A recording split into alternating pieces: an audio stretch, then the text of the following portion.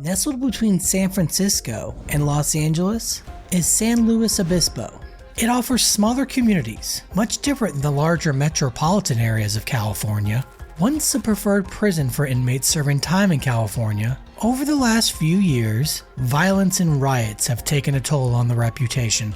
COVID-19 also tore through the inmate population like wildfire. California Men's Colony is our next prison profile in our California State Prison series. Let's get into it. The prison is located in the city of San Luis Obispo, with the county having the same name. A mid-sized county by population, it ranks 23rd out of 58. The city itself has a population of 47,063 people, originally inhabited by the Chumash people and later settled by the Spanish in the late 1700s. By the mid-1800s, this area was under the control of the United States. The weather in this area is phenomenal. Unlike some prison locations in California, the average high in the summer is 77 degrees, with average highs in the winter being around 61 degrees. Not too hot, not too cold. California Polytechnic State University has a campus in the city. It is one of 3 across the state. The area is also a major tourism destination, with popular shopping and restaurants in the downtown area. Unfortunately, the men at the prison aren't here to explore what the area has to offer. They must serve the time that the court has deemed a necessary sentence. California Men's Colony accepted its first inmates in 1954. When the facility was being planned, a construction budget of $13 million was sought. The facility was built along State Route 1, quite possibly the most famous highway in California. It runs 656 miles along the Pacific coast of California. It was also noted that the inmates at the facility would be mostly old men, partially incapacitated but ambulatory. When it opened, FCI Terminal Island was being transferred back to the federal government, and many of those inmates ended up at California Men's Colony. The facility is essentially separated into 2. The original facility is the West facility, and the newer side is the East facility, which opened in 1961. The West facility was originally the hospital section of Camp San Luis Obispo. Camp San Luis Obispo is the original home of the California National Guard. It was built in 1928 and is still open to this day. The construction of the East facility in 1961 would cost taxpayers $21 million. In the 1980s, the prison was praised for having a record of far less violence than other state prisons in California. One newspaper even went as far to call the prison heaven on earth and state prison system. During the 80s, the prison was running over capacity, with at times 4,000 men being housed there. Following an investigation into the conditions of the prison in 2005, a jury found that CMC, quite frankly, is probably one of the best prisons in the state. People here don't want to leave and go to another prison, and there's very little violence. The jury did make recommendations to improve high noise levels in the prison industry. Inmates were not being provided hearing protection. The investigation also found that $144,000 was spent on food costs, much higher than expected. The jury recommended additional investigating into the issue.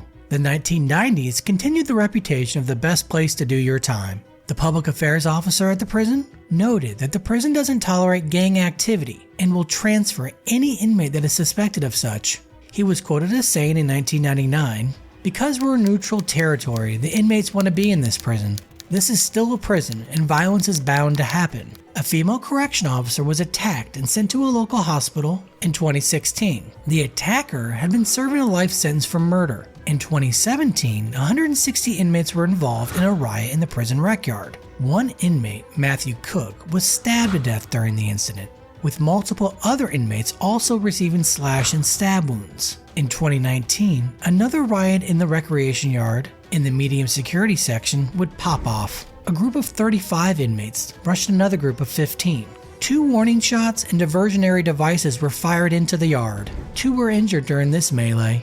As of December 2022, the facility housed 3,232 inmates, the majority of which are considered Level 2 at 1,762. California Department of Corrections and Rehabilitation notes that Level 2 facilities consist primarily of open dormitories with a secure perimeter, which may include armed coverage. To supervise these men, there is 1,482 authorized staff positions, but as of late 2022, 205 of those jobs remain unfilled. The 2022 budget for California Men's Colony is $253,175,180. The budgets of these prisons still seem to shock me. In 1998, the state was sued by 3 female staff at the prison. They alleged that the warden of the prison, Augustine Infante, touched them inappropriately over a year's time. The lawyer for the victims said of the case, "The harassers were not punished. The victims were punished. In the prison system, if you dare to complain,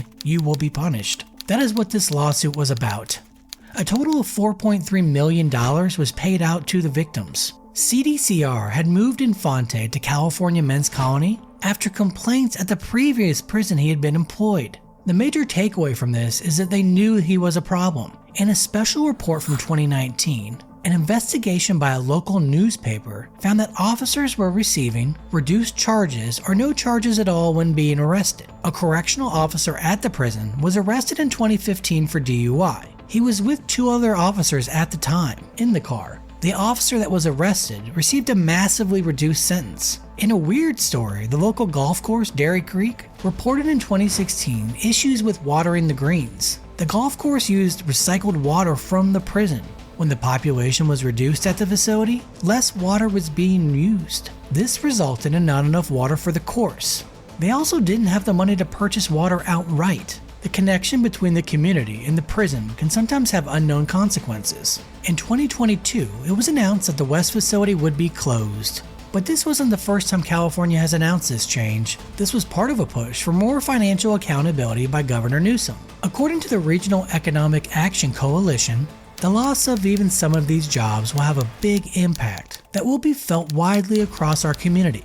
Now that we have taken a look at some of the history and incidents at the prison, let's check out some infamous inmates. But first, hit that like button and subscribe if you enjoy my prison profiles. Timothy Leary, psychologist and author, who gained fame after advocating for the use of psychedelic drugs, would spend time here. President Richard Nixon once called him the most dangerous man in America. He received substantial prison time for drug-related charges and was sent to California Men's Colony. In 1970, he would escape the facility with outside help. He would flee the country and be caught, then sent back to prison. Famed musician Ike Turner was housed at California Men's Colony in 1990 for 18 months.